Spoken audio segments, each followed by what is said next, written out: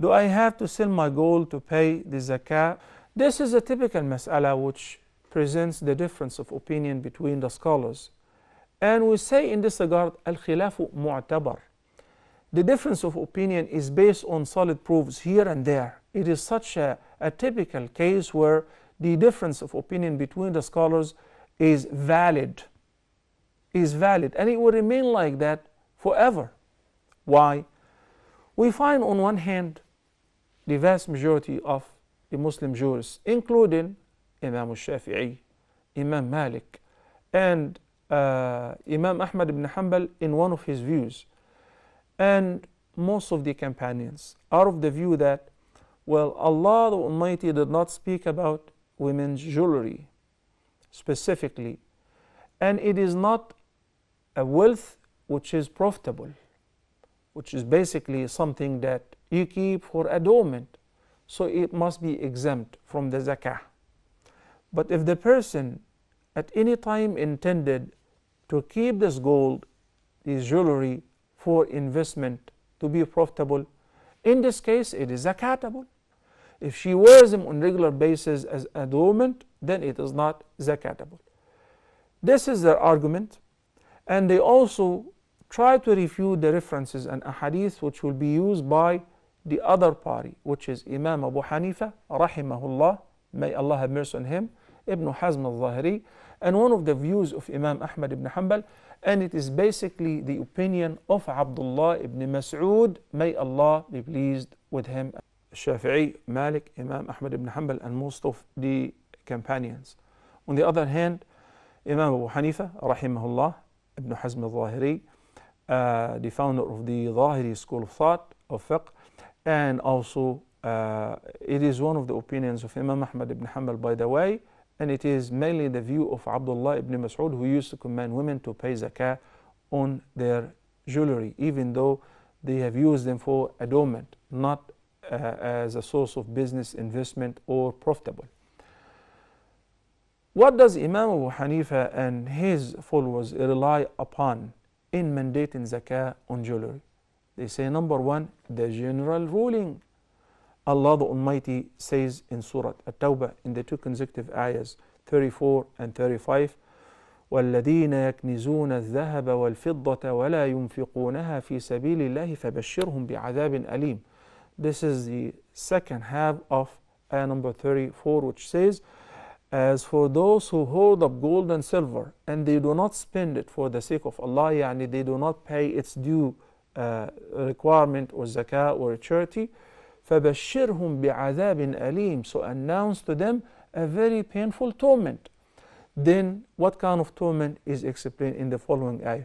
يوم يحمى عليها في نار جهنم فتكوى بها جباههم وجنوبهم وظهورهم هذا ما كنزتم لأنفسكم فذوقوا ما كنتم تكنزون. 35, chapter number 9. On the day of judgment, the gold and silver which the person was hoarding up and they never paid their due zakah will be heated up, and it will be made in the form of platelets, so that to brand the forehead, the sides, and the backs of those who use not to pay the zakah due on their gold and silver. And it will be said to them, look, this is what you hoarded up for yourselves, so taste what you used to hoard up. Okay. The ayah and the previous one is a general ruling that you gotta pay zakah if you have gold, which is equivalent to 85 grams or more, and you keep it for a whole year. Silver equivalent to 595 grams or more, and you maintain it for a whole annual lunar year. At the time of the Prophet ﷺ, gold and silver was not only in bracelets, earrings, and necklaces. No, it was also money. They used not to have cash. They used not to have banknotes. They used to have coins. Dinar made of gold, approximately 4 grams of gold, and dirham made of silver.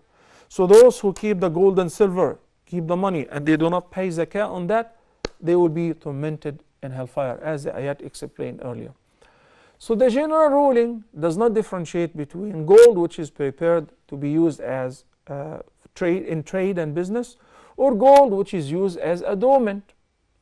Then furthermore, Imam Abu Hanifa relies on the following ahadith. The ahadith are authenticated by some, including Imam Albani, may Allah have mercy on him, and some other scholars of hadith have weakened these two references. One reference, the reference of Aisha radiyallahu anha. She said that the Prophet ﷺ one day, she had prepared for him, or she was wearing some rings made of silver. So he asked her, "What are these, O Aisha?" She said, "Fatakhat min fidda." I prepared them, I made them especially for you, to adorn herself for the Prophet ﷺ. They said, "And you pay zakah on that? Atu ad-dina zakata hada? Do you pay zakah on these silver rings?" She said, "No." So the Prophet ﷺ said, "Well, huwa hasbuki min an-nar." If you don't pay zakah on that, it will be sufficient for you as means of torment in hellfire, wal-'iyadu billah, as interpreting the previous two ayat of Surah At-Tawbah. So this is one hadith. The hadith is, as I said, collected by Abu Dawood and authenticated by Shaykh Al-Albani, may Allah have mercy on him.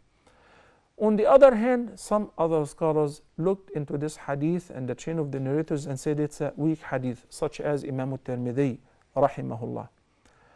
I'm not giving a class of hadith here, but I'm showing you, brothers and sisters, why those great scholars have differed. And their differences of opinions doesn't mean that they have their own religion or their different sect. No.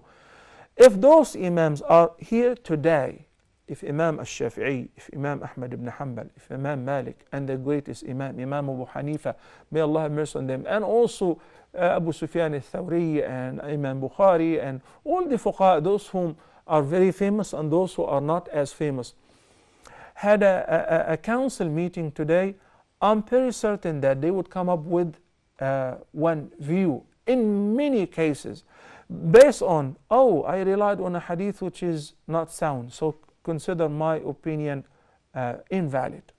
They wouldn't have any problem with that. They said it 1300 years ago. You hear this Imam saying, إِذَا صَحَّ الْحَدِيثُ فَهُوَ مَذْهَبِي. If the hadith is proven to be sound, then this is my madhab. Whether I chose this hadith, I relied upon this hadith in my view, or my opponent relied on it. So if the hadith is sound, then it is my madhab. I would go with the flow, I would follow the sound hadith. So all of them were following one source, the Quran and the Sunnah, following Prophet Muhammad sallallahu alayhi wasallam. Then the Prophet sallallahu alayhi wasallam said also in another hadith, when a woman visited him and she had a girl, a young girl, wearing 2 bracelets thick of gold. He said, do you pay zakah on that? She said, no. He said, would you like Allah to replace you with 2 bracelets of hellfire on the day of judgment? She said, no, O Prophet of Allah. He said, then you better pay zakah on that. So she took them off and she put them before the Prophet ﷺ, and she said, they are a donation. They are in a charity for the sake of Allah and His Messenger. Rasulullah ﷺ would not take any charity for himself, by the way, but this is just to be redistributed among the poor. She was very scared when she knew that if she doesn't pay zakah on that, and eventually she didn't pay zakah before, that too would be a means of punishment for her. So she said, no, I'm better off. And she gave them away to the Prophet ﷺ. These are mainly the 2 ahadith which Imam Abu Hanifa and Ibn Hazm al-Zahiri rely upon, and also Abdullah ibn Mas'ud in this regard. Ibn Mas'ud radiyallahu an, once a woman asked him if she has to pay zakah on hulay, jewelry that she possessed. He said, إِذَا بَلَغَ 200 dirham فَزَكِّي. If it reaches the nisab, which is 595 grams of silver, then you must pay zakah on that. In the light of that, it may leave the viewer again undecided. What am I supposed to do? It is okay to share with you what I do myself, my mother, my wife. What we do is we pay zakah on that. So there is a difference of opinion, and the difference is valid because of the evidences of both. Okay, but I believe in this regard, the more right view is to pay zakah on women's jewelry, and I begin by myself and my family. Okay, Somebody else said, I'm following the opinion of Al-Jumhur. He's not blameworthy, no problem. But you know, Sheikh Ibn Uthaymeen and Sheikh Ibn Baz and Sheikh so-and-so, they all said that women should pay zakah on their jewelry, even if they wear them, because of these ahadith and so on. And it is also to come out of the doubt. But I'm following the opinion of Imam al-Shafi'i wa Ahmad ibn Hanbal wa Malik in this regard. You're not blameworthy. But I'm saying it is better and it is safer. Okay? Especially that Allah the Almighty blessed you with wealth, which escalated to the level that it is nisab and more. And it may not be only the jewelry, maybe more.